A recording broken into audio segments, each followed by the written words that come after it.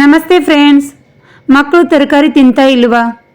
ದೋಸೆ ತಿಂದು ಬೇಜಾರಾದರೆ ಖಂಡಿತ ಈ ರೆಸಿಪಿ ಟ್ರೈ ಮಾಡಿ, ತುಂಬ ಇಷ್ಟ ಆಗುತ್ತೆ. ನೋಡಿ, ಈ ರೆಸಿಪಿ ಮಾಡಿಕೊಂಡ್ರೆ ಚಟ್ನಿ ಮಾಡೋದು ಬೇಕಾಗುವುದಿಲ್ಲ, ಹಾಗೆ ಪಲ್ಯನೂ ಬೇಕಾಗುವುದಿಲ್ಲ. ಮಕ್ಕಳ ಟಿಫಿನಿಗೂ ಕೊಡ್ಬೋದು, ಹಾಗೆ ಮಧ್ಯಾಹ್ನ ಊಟಕ್ಕೆ ಅಥವಾ ಸಾಯಂಕಾಲನೂ ಮಾಡ್ಕೊಳ್ಬೋದು. ತುಂಬ ಚೆನ್ನಾಗಿರುತ್ತೆ.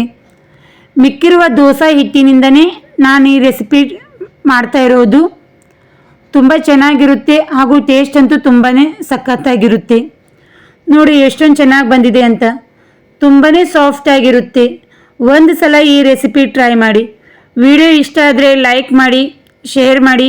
ಇನ್ನೂ ನನ್ನ ಚಾನಲ್ಗೆ ಸಬ್ಸ್ಕ್ರೈಬ್ ಆಗಿಲ್ಲ ಅಂದರೆ ಸಬ್ಸ್ಕ್ರೈಬ್ ಆಗಿ.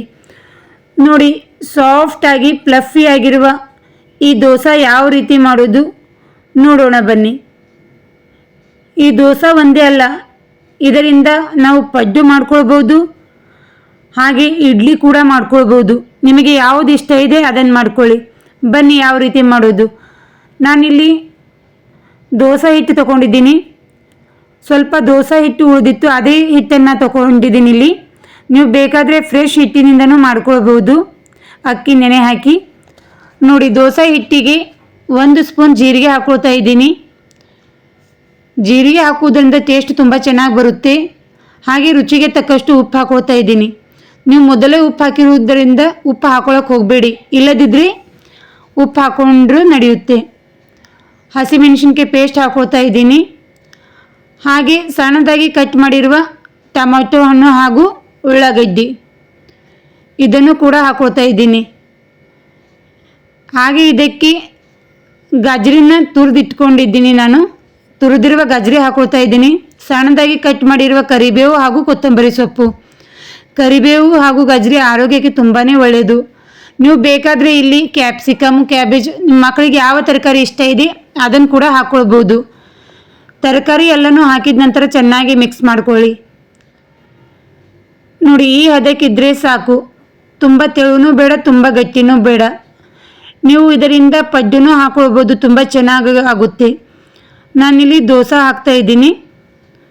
ಗ್ಯಾಸ್ ಮೇಲೆ ಒಂದು ತವನಿಟ್ಟು ಕಾಯಲು ಬಿಡಿ. ತವ ಕಾದ ನಂತರ ಅದಕ್ಕೆ ಸ್ವಲ್ಪ ಎಣ್ಣೆ ಹಚ್ಕೊಳ್ಳಿ. ಎಣ್ಣೆ ಹಚ್ಚಿ 1-2 ಸೌಟು ಈ ದೋಸೆ ಹಿಟ್ಟು ಹಾಕ್ಕೊಳ್ಳಿ. ಜಾಸ್ತಿ ತೆಳು ಮಾಡ್ಕೊಳಕ್ಕೆ ಹೋಗಬೇಡಿ, ಸ್ವಲ್ಪ ದಪ್ಪ ಇದ್ದರೆ ತುಂಬ ಚೆನ್ನಾಗಿ ಬರುತ್ತೆ. ನಾವು ಸೆಟ್ ದೋಸೆ ಮಾಡ್ಕೊಳ್ತೀವಲ್ವ, ಆ ರೀತಿ ಸ್ವಲ್ಪ ದಪ್ಪ ಇದ್ದರೆ ತುಂಬ ಚೆನ್ನಾಗಾಗುತ್ತೆ. ಮೇಲಿಂದ ಸ್ವಲ್ಪ ಎಣ್ಣೆ ಅಥವಾ ಬೆಣ್ಣೆ ಹಾಕ್ಕೊಳ್ಳಿ. ನಾನಿಲ್ಲಿ ಎಣ್ಣೆ ಹಾಕ್ತಾ ಇದ್ದೀನಿ, ನೀವು ಬೇಕಾದರೆ ತುಪ್ಪ ಹಚ್ಕೊಂಡ್ರೂ ನಡೆಯುತ್ತೆ. ಮುಚ್ಚಳ ಮುಚ್ಚಿ 1-2 ನಿಮಿಷ ಬಿಡಿ. 2 ನಿಮಿಷದಲ್ಲೇ ತುಂಬ ಚೆನ್ನಾಗಿ ದೋಸೆ ರೆಡಿ ಆಗುತ್ತೆ. ನೀವು ನೋಡ್ತಾ ಇರ್ಬೋದು ಎಷ್ಟೊಂದು ಚೆನ್ನಾಗಿ ಕಲರ್ ಬಂದಿದೆ ಅಂತ. ನಾನಿಲ್ಲಿ ಫ್ಲೇಮನ್ನು ಚಿಕ್ಕದಾಗಿ ಇಟ್ಕೊಂಡಿದ್ದೀನಿ, ಅದಕ್ಕೆ 2 ನಿಮಿಷ ಅಂದಿದ್ದು. ನೀವು ಫ್ಲೇಮ್ನ ಹೈ ಇಟ್ಕೊಂಡ್ರೆ 1 ನಿಮಿಷದಲ್ಲಿ ರೆಡಿ ಆಗುತ್ತೆ. ನಾವು ಮೇಲ್ಗಡೆ ಬೇಯಿಸೋದೇನು ಬೇಕಾಗೋದಿಲ್ಲ, ಹಬೆಯಲ್ಲೇ ತುಂಬ ಚೆನ್ನಾಗಿ ಬೆಂದಿರುತ್ತೆ. ಇದನ್ನು ಮಕ್ಕಳಿಗೆ ಟಿಫನ್ನಿಗೂ ಕೊಡ್ಬೋದು, ತುಂಬ ಚೆನ್ನಾಗಿರುತ್ತೆ, ಸಾಫ್ಟ್ ಆಗಿರುತ್ತೆ. ನನ್ನ ವಿಡಿಯೋ ಇಷ್ಟ ಆದರೆ ಲೈಕ್ ಮಾಡಿ, ಶೇರ್ ಮಾಡಿ. ಮತ್ತೊಂದು ಇದೇ ರೀತಿ ಹೊಸ ರೆಸಿಪಿಯೊಂದಿಗೆ ಸಿಗೋಣ friends. Thank you for watching. ಧನ್ಯವಾದಗಳು.